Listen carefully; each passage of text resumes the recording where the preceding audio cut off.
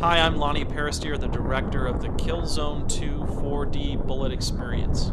Gorilla, Sony, and Deutsch brought me onto this project to help develop the story, camera, and action for the piece. We focus on Narvel. The Helgen forces are hitting them hard, and they need to move.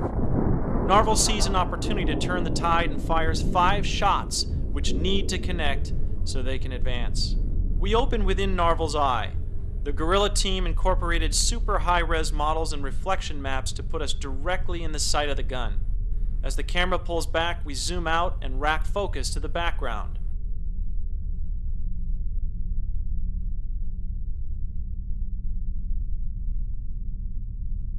We cut behind the bullet to get a good look at where we are headed. I call this the Star Destroyer shot, as the bullet coming in overhead reminds me of the Star Destroyer from Star Wars. From here we see another ISA soldier in front of us who has just been hit by a Helgen gun butt. This is my favorite shot. The Helgen we just saw knocking the soldier down in the previous is now bearing right down upon us, looking us right in the eye.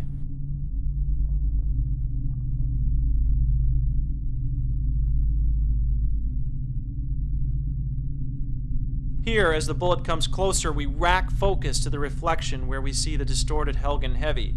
Rays pour through the background as fine debris falls. In the puddle, we find the foot of the falling XO. In the reflection, the Helgen Heavy blasts away.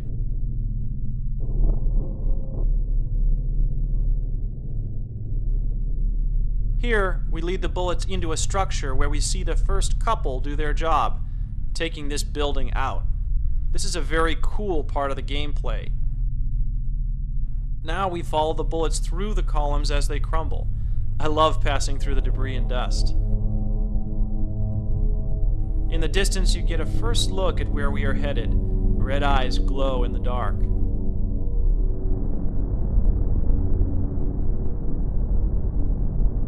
In the final shot, we dive with the hero bullet into the dark. We overtake the bullet and a few henchmen to reach the mark.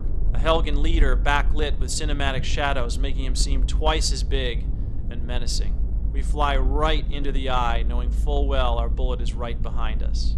It was a pleasure to be invited to play.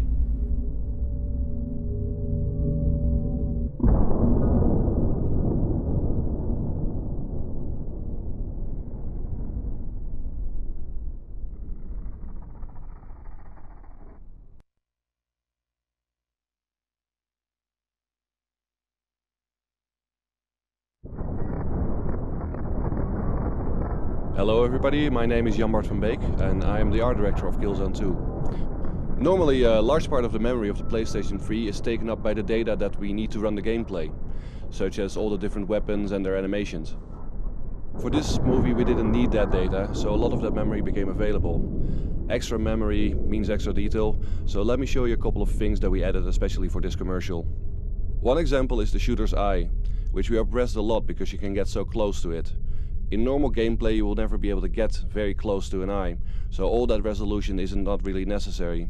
But for this shot we increased the resolution of the eye so that it uses the same amount of texture space as the entire character.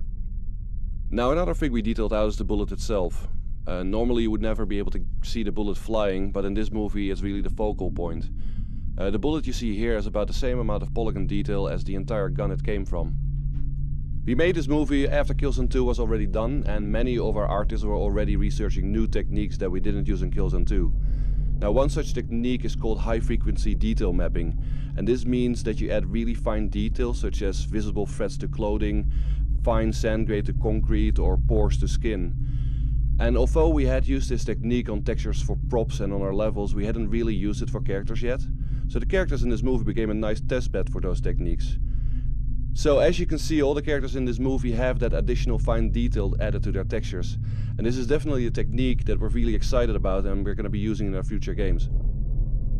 Here you see another experimental technique. The engine used for KILLZONE 2 had no support for real reflections yet, but thankfully the script required a reflective puddle. All the explosions we use in the game are made to look best when they're played in real time. But the explosions in this movie all needed to be in ultra slow motion. Our special effects artists first tried to simply slow the effects down, but that didn't really result in the look that we were going for. So ultimately we decided to create a special super slow motion version of all the effects used in this movie. It was very cool to see all of these new techniques being developed by our coders, and they did it very quickly as well because they knew they had to get it finished to be included in this movie. Well, thank you for listening, and I hope you're gonna enjoy the game. Goodbye.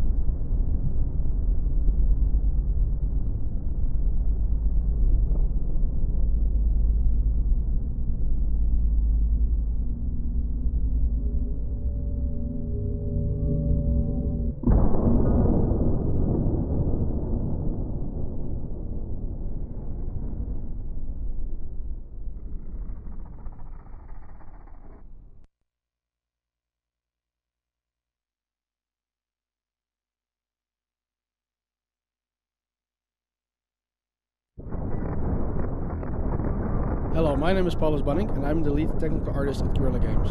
For this project I was responsible for getting the art and animation into the game engine.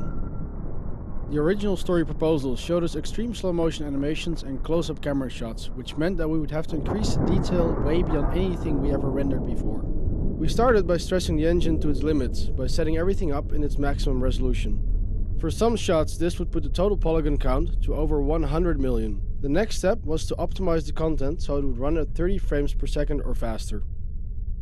First we start by removing everything that will not be seen by the viewer, such as models, lights and effects. After this step we go into more detail by looking at the textures and shaders.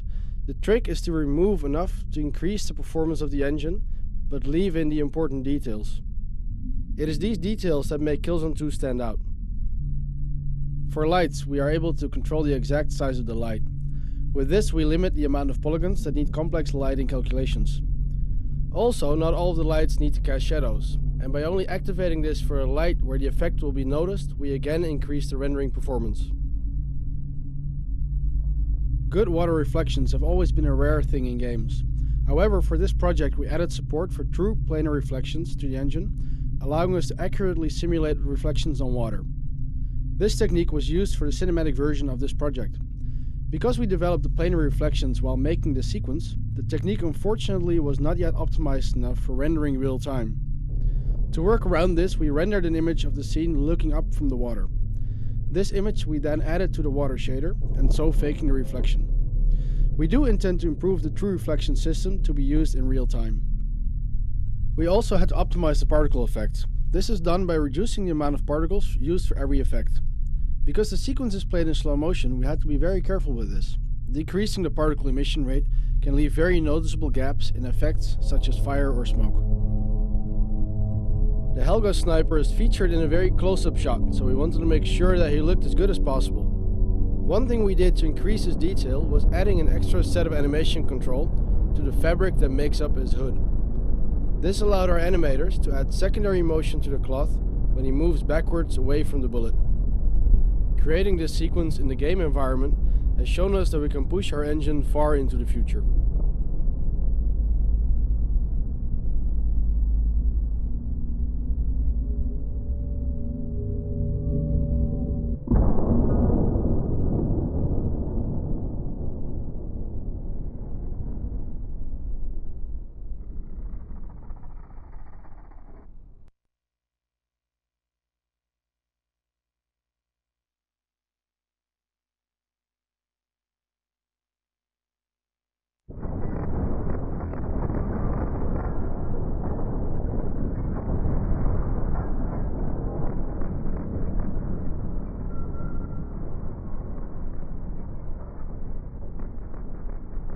Hi, my name is Jeroen Grebbers. I'm a senior programmer on the tech team at Guerrilla, and I'd like to talk you through some of the technological challenges the commercial presented to us. Since the commercial is played back in slow motion, this meant we had to tweak some of our special effects to compensate, most notably motion blur, which we had to scale up a notch. The debug views give some insights into the various components generated and stages used by our deferred rendering engine. Pressing the up button will display the normals. These are per pixel orientations which are used primarily for lighting. Pressing the up button again will display per pixel shininess of the material used to scale the reflective and specular properties of a pixel. The next view is a view without post-processing like color filtering, depth of field, bloom and particles. The lighting view will display only the results of diffuse and specular lighting and shadows, which, as you can see, is an important part of the Killzone 2's look. The last view is per pixel depth from the camera, which is used to determine occlusion and depth of field. In the first stage of rendering, these components, including per pixel velocity, are generated and stored in separate buffers.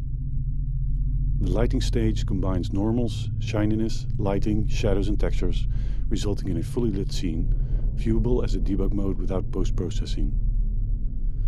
The next stage renders particles and transparent effects like coronas and combines these with the previous stage.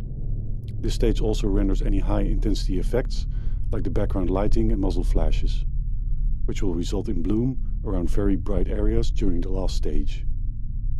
In this last stage, depth of field, motion blur, colorization and bloom are combined and added to create the final frame ready for display. Most of the rendering components are animated or controllable and allow many degrees of freedom for artists and designers to create the look they're after. For example, the bullet trails have exaggerated motion blur created by our special effects artists. Thank you for your time and enjoy Killzone 2.